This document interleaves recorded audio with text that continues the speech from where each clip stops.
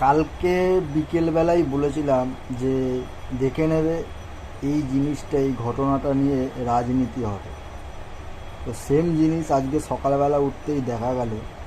যখন প্রথমবার আন্দোলন করেছিল বন্টির জন্য, তখন কিন্তু কোনো রাজনৈতিক লোক ছিল না। অরাজনৈতিক ভাই বোনেরা, বন্ধু, গার্জিয়ান, এরা সব গেছিল। আর আজকে জিনিসটা পুরো উল্টে গেল। জাস্ট আমি দুটো কথা বলছি। অনেক মানুষকে কিন্তু এখন এই রাজনৈতিক দল টোপ দেবে, তাদেরকে ডাকবে, তাদেরকে নিয়ে, তাদের ফেস ভ্যালু নিয়ে তারা কিন্তু স্বার্থ নিয়ে কাজ করবে।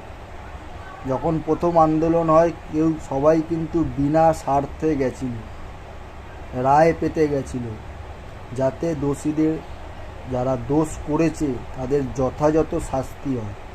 এখন কিন্তু পুরো চিত্রটা আস্তে আস্তে বদলে যাচ্ছে।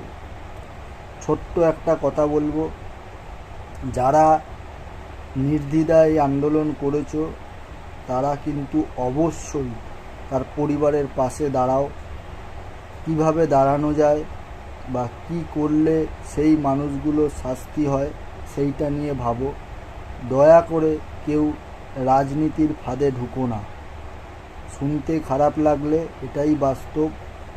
অনেক মানুষকে কিন্তু এই মুহূর্তেও তাদেরকে সঙ্গী করা হবে এবং রাজনৈতিক দলগুলো ফায়দা নেবে।